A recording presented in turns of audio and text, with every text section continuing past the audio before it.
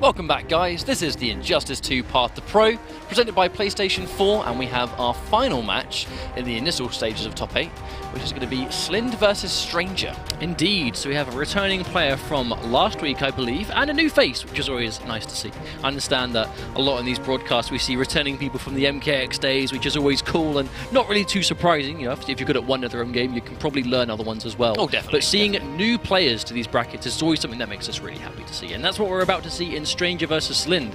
So we can bring up the brackets now and have a quick look at how this tournament's gone so far and what we expect to see. So regardless who wins this, they're going to be up against Inspector Chos, who we just saw take it over Flet in a really close 3-2 set of Atrocitus versus Scarecrow. That was definitely our closest set of the tournament so far. Flet looking really good with Scarecrow. I'd say probably the most entertaining as well. Oh yeah, just a really good match from start to finish.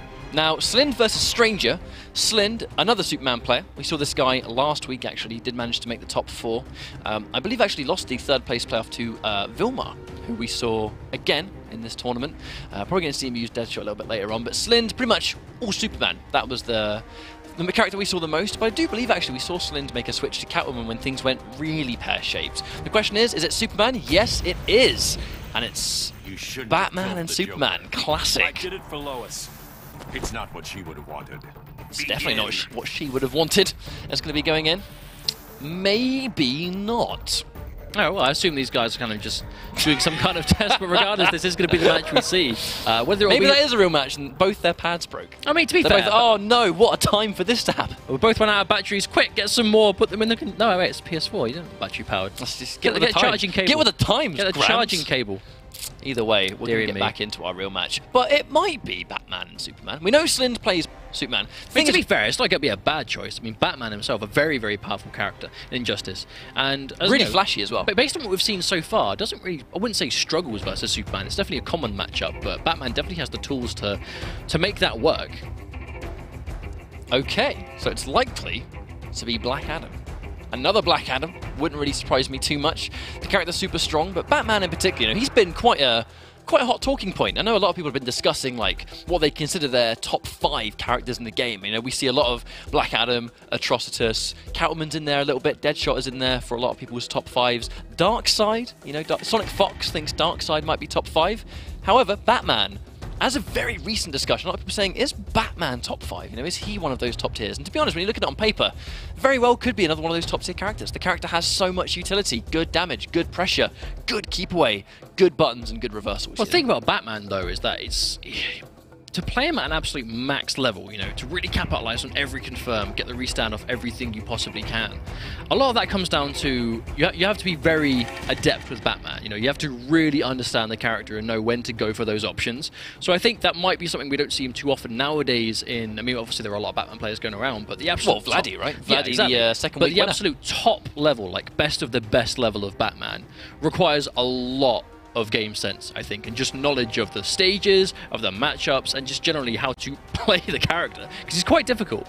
Yeah, he's definitely not the kind of character that I think at a high level anyone can play, but in that old versus graphic, we did see a Black Adam, so is it going to be Black Adam we see Stranger pick today? We know that, again, Slind very likely to go for that Superman pick, because that's the character he's picked the most. But bear in mind, you know, just because someone has a main or a favourite character does not mean that will be their pick 100% of the time. There's plenty of scope to see other characters. We saw Vilmarin. He's known as a Deadshot main. He picked Aquaman today. The first time anyone had seen him pick Aquaman. Well, let's not forget, like, generally how NetherRealm games have panned out is the top level players have kind of got like almost like a team, you know, a couple of characters that they can play. And, you know, case in point, Sonic Fox has been by far the most dominant player in our community for, you know, for years now. He's always had like a team of characters, right? So he never wants to give himself a bad matchup. He kind of wants to cover everything he can. But it looks like Stranger versus Slind. So actually might be Stranger running with Superman and Slind going with Catwoman. So, Slind has gone in for Catwoman. We mentioned this in the very first set, that players historically do not like mirror matches. Slind plays Superman. If Stranger plays Superman, that's probably why we've seen Catwoman again. But Catwoman again, we were talking about people talking about maybe top 5s. Catwoman's been in quite a few of those as well. Very capable character. Unless Catwoman, of course, is his main and going to Superman was like the secondary we saw last time. I mean, it could actually have been that. It definitely could have been. But Slind had a really good game against Sakron. Unfortunately, was not enough. But has he brought more to the table this week? The Stranger really nice life lead already. closing about 50% plus, but there's that Catwoman back 3 already doing work, but drops the combo. You cannot be dropping combos. Oh. But a nice dash there. Nice to parry to get through. There's the back 3 again. Strange getting opened up by that twice. We've already seen 100% more back 3 than we saw earlier on, so I think Slind a little bit not so shy to go for that option, I think. More plus frames. The challenge, NJP does quite catch it. The overhead connects, and another full combo. An interesting conversion, actually, but either way, it's going to work out. I like that, though, because that 2-2, the 2 punches, you could go 2-2-3 for the overhead or 2-2 for the low scoop. It might not be a legit 50-50, and I think you can fuzzy it, I'm not too sure, but it's something to keep your opponent on their toes. Speaking of keeping them on their toes, Slind having to sort of navigate that minefield of air lasers at the moment, but there you go, presses buttons, actually, out of the jump 2. Could have been paid massively higher than that, but Slind doesn't get the combo. Say down 1 low scoop is something we're seeing Strange go to quite a lot, though. Seems to be his option off the down 1. Well, it's working so far. If it ain't broke, don't fix it. Forward 2-3 pressure, and again the back 3. We talk about the low profiling of that one particular normal. Against Superman, if you can low profile forward 2, you're in the money. Especially if you're making that read on the grab, the back 3 is going to go straight under it. So if you think it's going to grab, instead of just going for the throw tech, just go for back 3. But the win-win, Stranger is being forced to backdash on a read of a back 3 now. So if he blocks a forward 2-3 and Superman's the one that escapes, that's a great situation to prevent you from being pressured. Oh wow! I really like Slind's use of these corner repositioning right now. Even the punish on that wake up is all about keeping Stranger in the corner. And there's that wake up not scouted again. Here comes the pressure. Going straight in, the push block, trying to reset back to neutral. He has to be so careful. He does not want Slind to super! No, he doesn't punish it! What a waste! Either a little bit too late, or maybe he just doesn't punish it, but either then, Stranger disastrously throwing away all of his meter. He might live to regret that one. He now cannot clash, he cannot wager, he cannot air tech! And I mean, that's it. He's gonna spend a bar and hurt him. He doesn't even need to do that if he doesn't want to. He just needs chip damage. Chip damage of any degree is gonna do this now. But does it work? Well, hang on, he's got a bar. Oh, yeah, that's gonna be enough. Slind with those 2 clutch parries. If at any point either of those hit him, that would have been a bit of a bad situation. There was a very obvious error there. I don't think we need to talk about it. That super was all of the resources gone, just like that. Definitely gonna regret that one, I think. Absolutely. Do we see him stick with Superman or swap? That is the question. Catwoman. No, straight back in. I mean, bear in mind, right? Wasting all of your meter on a super, that's not a Superman error.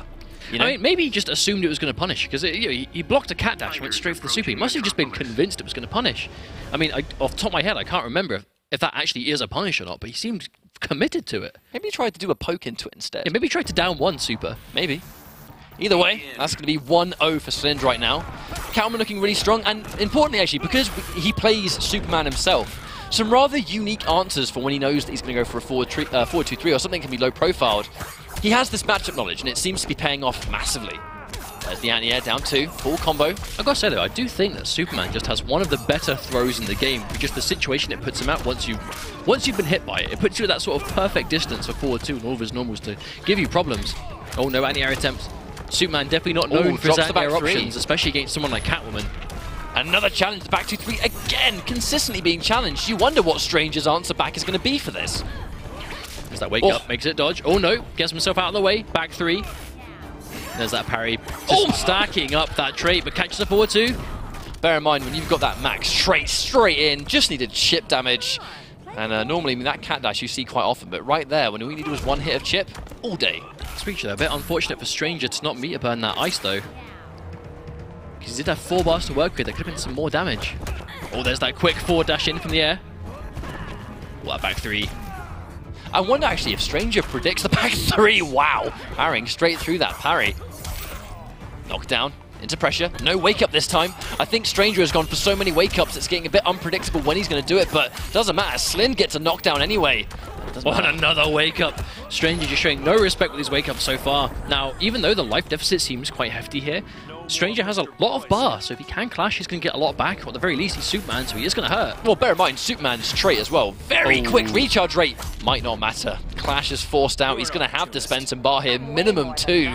I don't think Slind is going to spend anything. No, he's going to hold on to them, and Stranger spends 2. Wants to hold on to 1 just to get that damage extension most likely. Pops his trait. One trait, it's Superman meter burn laser. That hurts.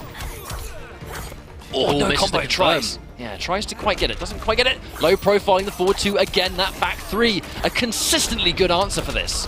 Oh, delays the meter burn on that punch. Keeps him guessing.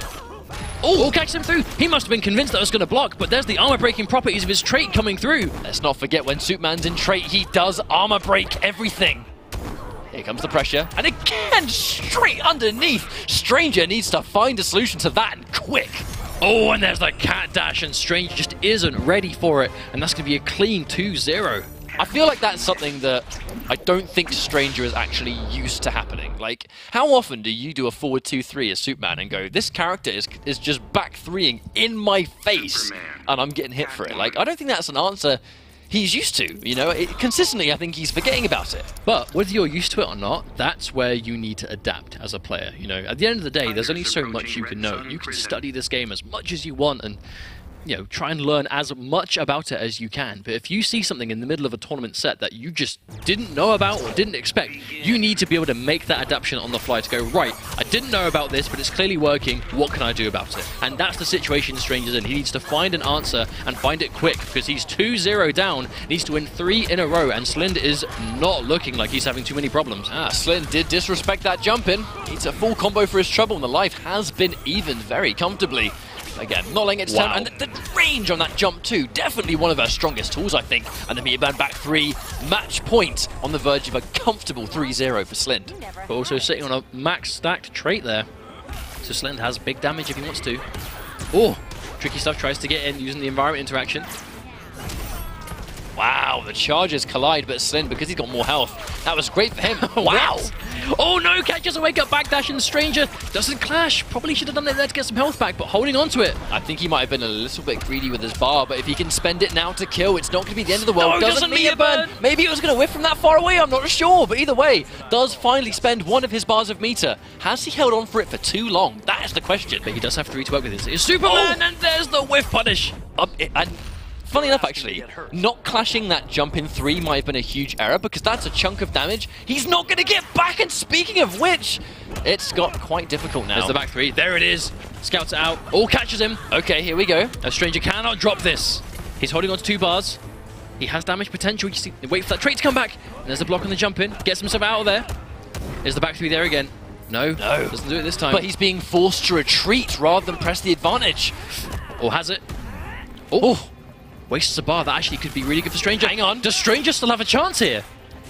Couple more lasers and he might be in the money. Bear in mind, Slind still has he has Clash available. He has to do everything he can to prevent him from using it in the punish. Slind ready for the back forward 3 charge. Punishes it clean, and that is a clean 3-0 at that. That was a really, really good option to punish at the end there as well. Yeah. Just ready for it. Because to be fair, you know, Stranger was slowly but surely bringing himself back there from a situation that looked like almost impossible to bring in. He was catching, you know, a good couple of lasers here and there, nice few chunks of damage, managing his trait properly. And we thought that was going to be it, but he was on the way of bringing it back. But Slind just one step ahead, right until the very end with that punish. So bear in mind, I mean, our top 4 now, actually, in terms of characters, is characters that you would almost expect. You know, we have a Superman in top 4, we have a Deadshot, Catwoman, and Atrocitus.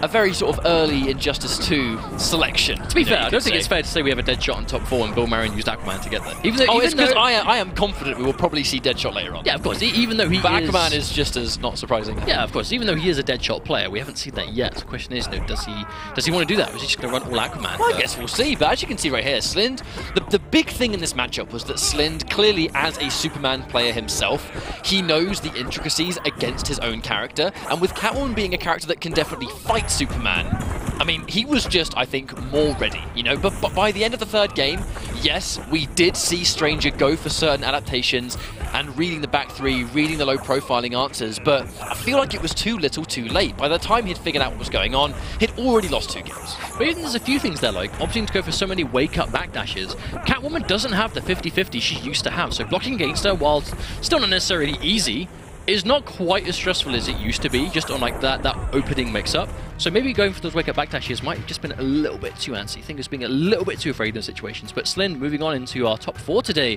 which does mean our top 4 is locked in. Yeah, it's going to be Asa Damasa.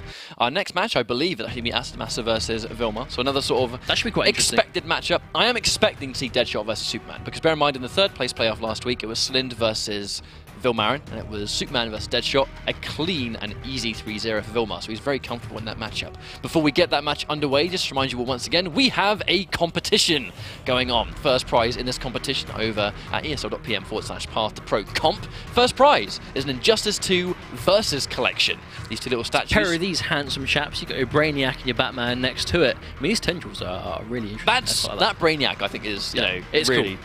And even the paint job, when you get really close, looks really cool. But that's not it. We do have another one. As always, I'll bring out the bag again. How about that?